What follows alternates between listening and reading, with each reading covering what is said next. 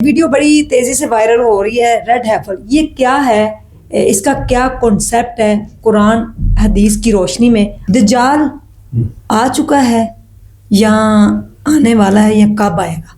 Red ہیفل سرخ گائے یہ کیا ہے؟ اس کے یعنی کہ حوالے سے بڑی ویڈیوز آج کل وائرل ہو رہی ہے. رمضان پورا اگر دیکھا جائے تو اس کے اوپر بات کی گئی ہے. دجال نے آنا ہے, ٹھیک اپنے ٹائم پر آنا ہے. حضرت عیسیٰ علیہ السلام نے اپنے ٹائم پر آنا ہے. ہاں. کاؤ کا جو ہمارا تعلق ہے وہ صرف اور صرف واقعہ ہے, وہ ہے سب سے پہلے جو ہمارا سورہ البقرہ, اسرائیل قابض ہو جائے گا وہاں اور قبضہ کر لے گا, اور یہ ساری کی ساری صورتحال جو ابھی سے پیدا کر رہے ہیں. بسم اللہ الرحمن الرحیم. السلام علیکم ناظرین, ویلکم بیک اسٹرانگ عظمیٰ کے پوڈ کاسٹ میں. اور اگر آپ اس چینل پہ نئے ہیں تو ثواب کی نیت سے اس چینل کو سبسکرائب کر دیں, کیونکہ اس کی ارننگ جو ہے وہ اسٹرانگ عظمیٰ فری ہاسپٹل بننے جا رہا ہے بائی پھیرو پھول نگر بلے شاہ روڈ پہ, جہاں پہ ہم کسی کی ماں کی جان بچائیں گے صرف ایک اینٹ لگا کر, اور ایک اینٹ کی اوقات سب کی ہے. آج میرے پوڈ کاسٹ کے جو مہمان ہیں ان کا نام ہے پروفیسر ڈاکٹر حسین آزاد مدنی, اور جو پروفیسر ہیں یونیورسٹی کے منہاج القرآن جو یونیورسٹی ان کے پروفیسر ہیں. ان سے آج ہم بات کریں گے. میرے پوڈ کاسٹ میں آئے ہیں, ان کا بہت شکریہ. اپنے حصے کی ایک اینٹ ہاسپٹل کو ڈونیٹ کرنے آئے ہیں انٹرویو کی صورت میں. اور آج ہم بات بھی کرتے ہیں, ایک ویڈیو بڑی تیزی سے وائرل ہو رہی ہے ریڈ ہیفل. یہ کیا ہے, اس کا کیا کنسیپٹ ہے قرآن حدیث کی روشنی میں؟ آج ہم یہ بھی جانیں گے ڈاکٹر صاحب سے. تو آئیے بسم اللہ سے سٹارٹ کرتے ہیں. جی السلام علیکم. وعلیکم السلام ورحمۃ اللہ وبرکاتہ. ڈاکٹر صاحب کیسے ہیں؟ الحمدللہ, حاضر من فضل ربی. ماشاء اللہ, آپ ماشاء اللہ سے اتنا ذکر اذکار کرتے رہتے ہیں, اسی کی وجہ سے اتنی ماشاء اللہ چہرے کے اوپر رونق ہے. الحمدللہ, بہت شکریہ, بڑی مہربانی. کیسا آپ کا جو ہے نا بچپن گزرا؟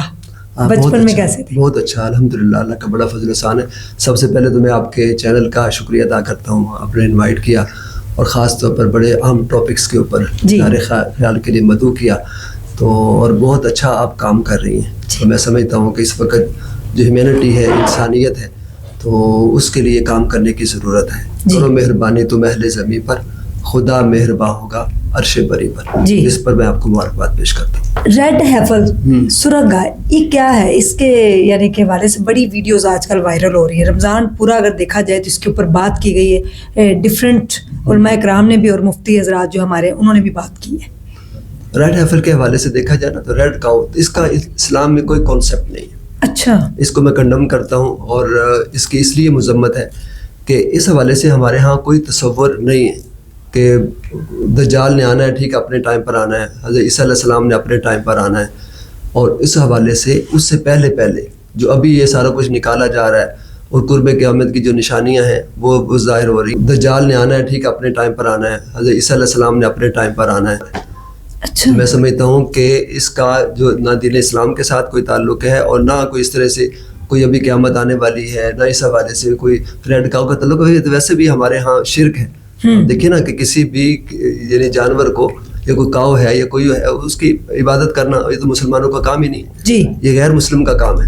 لہٰذا اس کے لیے بنی اسرائیل کو جو واقعہ ہے, کاؤ کا جو ہمارا تعلق ہے, وہ صرف اور صرف واقعہ ہے, وہ ہے سب سے پہلے جو ہمارا سورہ البقرہ ہے. جی, قرآن پاک کی جو دوسری سورہ البقرہ گائے. اب اس میں سارے کا سارا کانسیپٹ اگر آپ دیکھیں تو کاؤ کا وہ کیا ہے, وہ موسیٰ علیہ السلام کا واقعہ ہے. اور وہ ہوا کیا تھا, ہوا یہ تھا کہ ایک بھتیجے نے اپنے چچا کو ایک لالچ کے اندر کہ اس کی جائیداد ہے اس کو قتل کر دیا. جی, اچھا, اب جب ان کو قتل کر دیا, اب اس نے اپنے جو چچا کی لاش ہے تو وہ رکھ دی بازار کے اندر, وہ سڑک پہ پھینک دی, دوسری بستی والوں کے آگے ڈال دی, اور خود حضرت موسیٰ علیہ السلام کے پاس چلا گیا اور دعوے دار بن گیا کہ دیکھیں جناب کہ یہ کسی نے قتل کر دیا میرے چچا کو, لہٰذا میں تو قصاص چاہتا ہوں. آپ اس کا فیصلہ کریں, آپ اللہ کے نبی, اللہ کے رسول ہیں, مجھے انصاف چاہیے. تو اس پر پھر آپ نے باقاعدہ بنی اسرائیل کو طلب کیا اور پھر ان سے کہا کہ آپ اس کو تلاش کریں کس نے اس کو قتل کیا.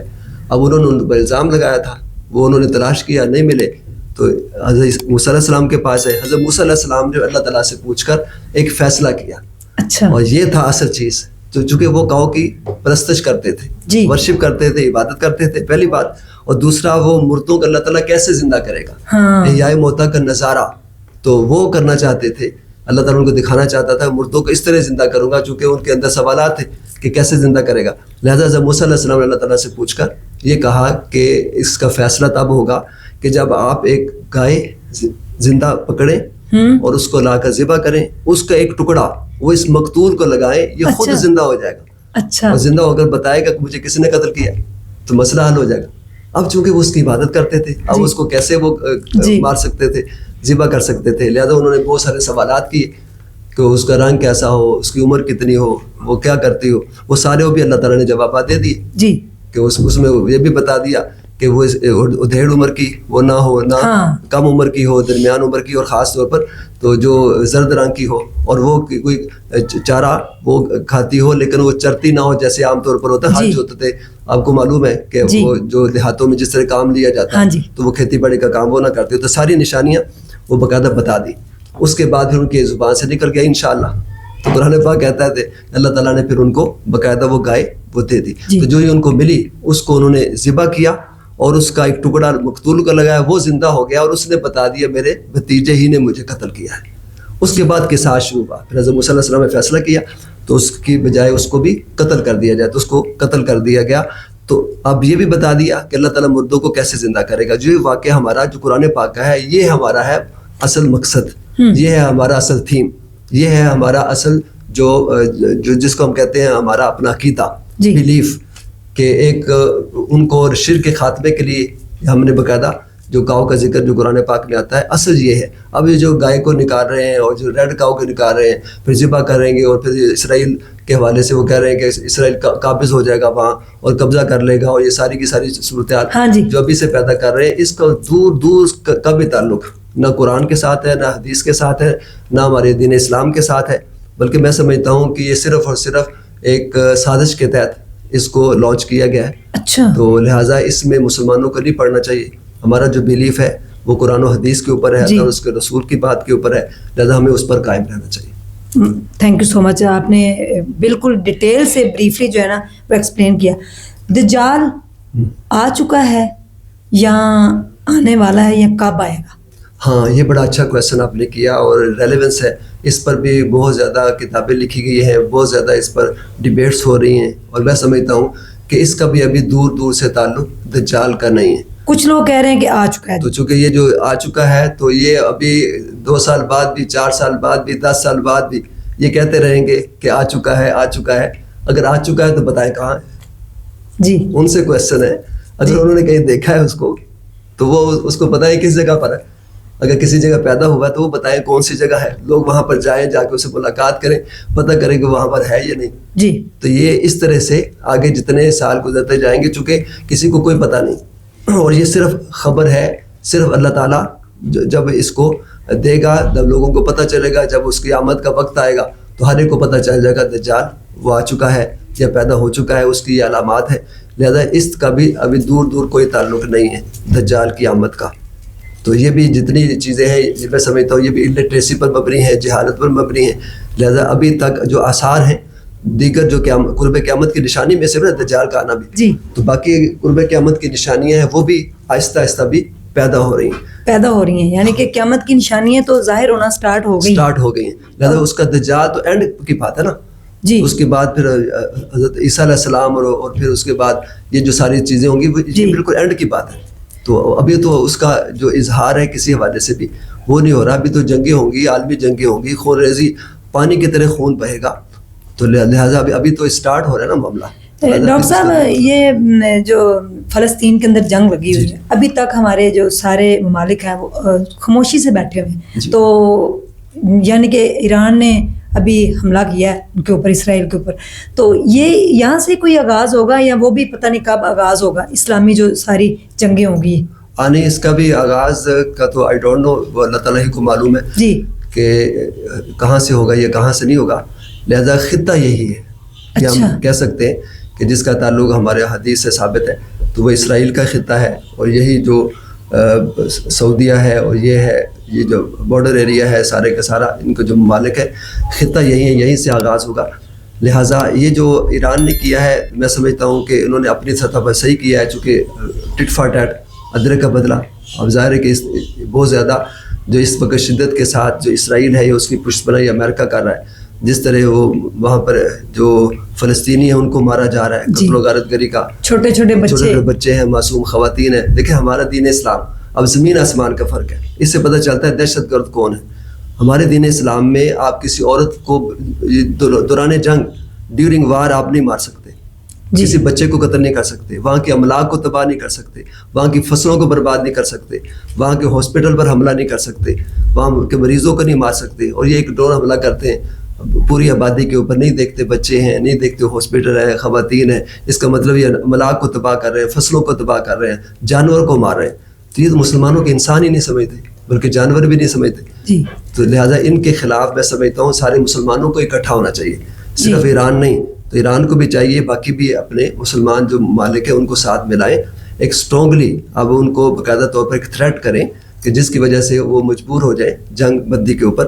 لہٰذا یہ اکیلا اس طرح سے حملہ کرنا، الگ الگ کرنا، ڈسپرس کرنا، یہ تو وہی بات ہوگی نا جیسے لکڑہارے کے وہ جو بیٹے تھے، اب انہیں ہر ایک کو لکڑیاں پکڑا دی، انہوں نے توڑ دی، جب انہوں نے اکٹھا باندھ کر دیا اب توڑے، اب وہ نہیں توڑ سکے. تو یہ جو قوت کی طرف ہمارا اشارہ ہے نا، تو اصل چیز یہ ہے اسٹرانگ اپنے آپ کو کرنا اور طاقت اپنے شو کرنا. ان کو پتہ چلے کہ واقعتاً مسلمان یک جان دو غالب ہے. اس لیے ہم کہتے ہیں ایک وہ مسلم حرم کی پاسبانی کے لیے نیل کے ساحل سے لے کر تاب خاک کاشغر. ہمیں جو اسرائیل کی پروڈکٹس ہیں یہ تو ہم کر سکتے ہیں بائیکاٹ، تو کم از کم یہ بڑی اچھی بات آپ نے کی ہے. میں بھی یہ پیغام دینا چاہوں گا آپ کے چینل کی وساطت سے، کم از کم جو انسان خود کر سکتا ہے، چونکہ ہر ایک کے اپنے تحفظات ہوتے ہیں. ظاہر ہے کہ اب سپر پاور ہے تو اس کا مقابلہ نہیں کر سکتے، تو بہت سارے اپنے ممالک کے تحفظات ہیں کہ اس کے لیے ہمارے لیے کوئی پریشانیاں کھڑی نہ ہو جائیں. اپنی عوام کے لیے سوچتی ہے کہ حکومت وغیرہ، تو ہم اس کو یعنی اس نظریے سے بھی لے رہے ہیں. اور ویسے بھی جو فرض ہوتا ہے نا جہاد وغیرہ، تو وہ انہیں کے ممالک جن ممالک میں وہ ہو اس کے عوام کے اوپر یا اس کی گورنمنٹ کے اوپر فرض ہوتا ہے، دوسرے کے اوپر فرض نہیں ہوتا. تو بہرحال یہ کہ جہاں تک یہ معاملہ ہے یہ بات بالکل درست ہے. میں نے بھی اس جمعے پر خطاب کرتے ہوئے باقاعدہ طور پر لوگوں سے کہا ہے کہ ان کی جو پروڈکٹس ہیں اس کا ضرور بائیکاٹ کریں. تو اب اس کی چیزیں جو استعمال کرنا چھوڑ دیں، تو کم از کم یہ میں نے کہا تھا کہ اقتصادی سطح پر جب ان کو نقصان ہوگا تو پھر وہ سوچیں گے آگے. اب جا کے مثال کے طور پہ اس کی سب سے بڑی مثال وہ حضور نبی کریم صلی اللہ علیہ وسلم نے جب تجارتی قافلہ ابو سفیان لا رہا تھا تو وہ سارے کا سارا جو ان کا مال تھا تجارتی سامان کا، وہ سارے کا سارا مسلمانوں کے خلاف استعمال ہو رہا تھا، اور مکہ کے ہر گھر میں اس میں پیسہ ڈالا تھا، اس لیے تاکہ نعوذ باللہ مسلمانوں کو مدینہ پاک میں ختم کیا جائے، اور جو قوت بڑھ رہی ہے اسلام کی اس کو روکا جائے، اس کو ختم کیا جائے. اس کے لیے انہوں نے وہ سارا، اس لیے آقا دو جہاں نکلے اس کو روکنے کے لیے، تاکہ ان کی معیشت کمزور ہوگی تو پھر یہ ہمارے اوپر حملہ نہیں کریں گے. اسی طرح آج ضرورت صبر کی ہے. ہمیں چاہیے مسلمانوں کو کہ وہ باقاعدہ ان کے جو پروڈکٹس ہیں ان کا بائیکاٹ کریں، اور تاکہ ان کو اقتصادی سطح پر نقصان ہو، تاکہ کم از کم پھر وہ جنگ بندی کی طرف آئیں. تو یہ کرنا چاہیے.